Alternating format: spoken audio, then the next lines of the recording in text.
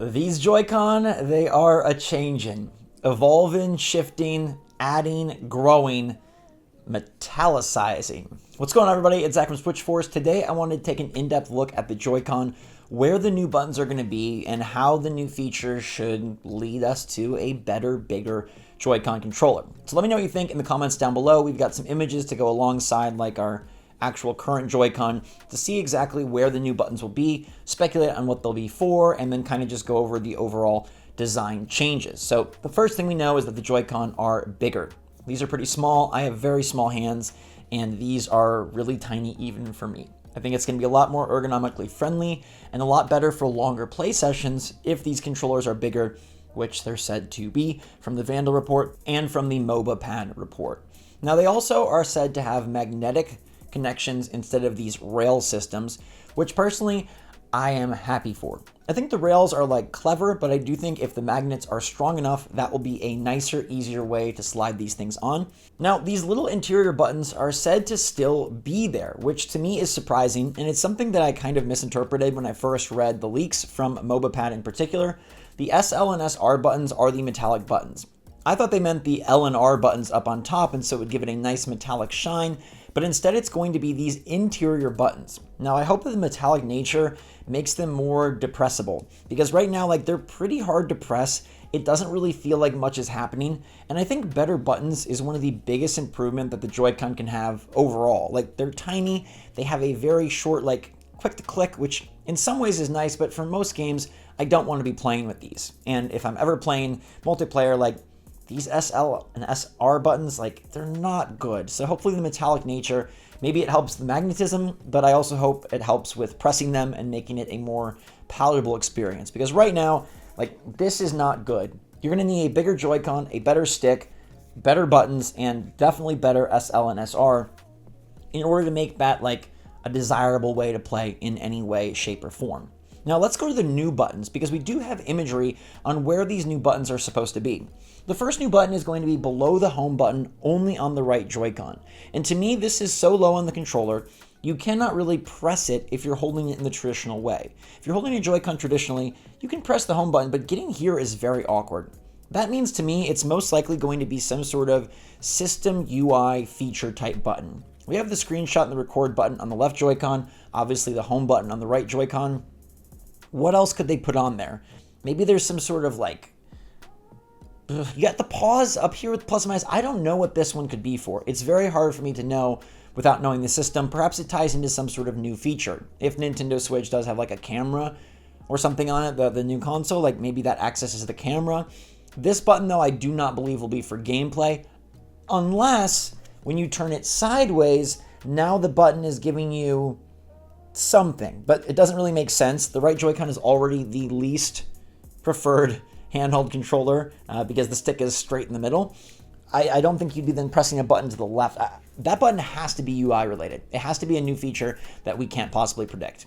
But the back buttons are more easily to predict, and I do wonder if the back buttons are going to be our new triggers. Now, the MobaPad article does not make it clear like if they're replacing the triggers or if they're just another trigger or if it's a button. It just says that there's 2 additional buttons in this range right around here.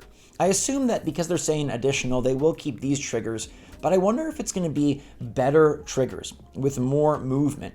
If you look at this picture of the Wii U gamepad, it kind of fits the same spot of where they're saying this new button is, and maybe it's some sort of different trigger that is a bit better than the current ZL and ZR. The current ZL and ZR are fine, but again, they're very clicky. They don't have much throw to them. You can't definitely like soft press it or hard press it. It's nowhere near the triggers on the PlayStation 5 controller, the DualSense, that has like the really special triggers that you can just, gently pull or hard pull or half pull.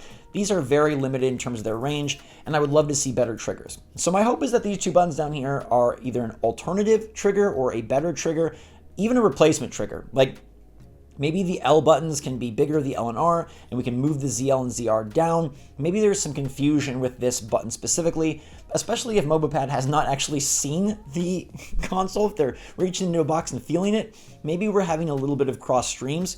But if it is additional buttons, then what would those be used for? Perhaps they're going to just add another button for more complex gameplay, or they're going to allow you to put any button from the front onto that back. A lot of controllers have implemented something of this sort for accessibility and ergonomics to make it easier for you to utilize different control aspects while two-handing the sticks. I think for the Joy-Con in particular, it would be much more natural to have like your fingers go to the back while using the two sticks than reaching up and below. Especially the below just feels so awkward to me. I mean, there's no D-pad here. Hopefully there's a D-pad, although it's interesting we have no rumor and no details from any of these accessory makers on a D-pad. You'd think that's something they would need to know so that if they make third-party Joy-Con, it could have a D-pad. But if that's one of Nintendo's big feature upgrades for the Joy-Con, then they probably might not talk about that or might want to keep that under wraps. We definitely don't need these 4 buttons, but then again, how do you make it a multiplayer controller if it doesn't have buttons? So maybe it's just going to have buttons. Maybe there's not going to be a D-pad, in which case having the buttons on the back could be really nice. Now, I try to throw out some more crazy ideas, like could these be like touch sensors? Could they be some sort of like the PlayStation 5 touch bar? Could they be that type of a button? And I don't think so, in order to keep the price of the Switch down and in order to keep like the Switch from having issues. I think the Joy-Con are already problematic enough, and so fixing drift is the most important thing, and we don't want to introduce buttons that could cause further complications and problems or be finicky, break easily, start not working, have issues, create another controller catastrophe. The button down here, please let me know what you think it could be. I literally have no clue. Like a camera is the best guess for me, like some sort of like clicking the camera picture, but that's what this button is for. So maybe this is like screen recording, this is camera recording. Maybe there's like an online button that automatically, an eShop button. Honestly, an eShop button wouldn't be too bad. An eShop button would be pretty sick if you could just instantly go to the eShop. I mean, home takes you home, but eShop, depending on how they do the UI, if they've integrated the eShop better in a way that's less loading, not like go to the password screen, go to the load screen, pick your user, right? Like it's so many steps to get to the eShop. An instant eShop button could be really snazzy, but that seems too like brilliant for Nintendo to implement, so maybe it would instead just be like a camera button or something. But these two in the back, I personally would love for them to be alternative triggers. We have had a rumor before about like some sort of scroll wheel, right? We've seen this rumor pop up before, not in really any huge capacity, but like, oh, like there's supposedly a scroll wheel on the new Joy-Con. They call it a button, so I think if it was a wheel, they would denote that differently. But at the same time, like if it was a trigger, would they also denote that differently? So even though I'd love to have great triggers on the new Joy-Con, maybe the ZL and ZR are just going to be a bit bigger and better, given that the Joy-Con themselves will be bigger. But maybe back here is just going to be a button. And if I can put, my jump button or my reload button on the back here, and I can map to it, perhaps that adds more flexibility and comfortability to the Joy-Con. I would imagine one of Nintendo's greatest desires with the new Joy-Con is to make them more comfortable for players, especially players that don't have tiny little kid hands. And in that case, getting something on the back might be a way to elongate the play sessions and, reduce the fatigue it has. Because even just holding these controllers for a little bit like this, like my hands already feel kind of cramped. The Joy-Con need a significant size increase, a button improvement, and a placement changeover in order for me to want to use them. Otherwise, I'm going to use the Pro Controller all the time. I think the Joy-Con have a chance to be one of the coolest upgrades for Nintendo Switch 2 because I don't think we're expecting a ton. I think we all kind of expect the Joy-Con to be like, okay, they're the controllers that come with the system. If you need to play multiplayer, if you're letting someone check it out, but maybe you want to play with the Pro Controller, maybe you want to play a different style, like you have a fixture or some way or a deck that it slides into or a different bigger Joy-Con.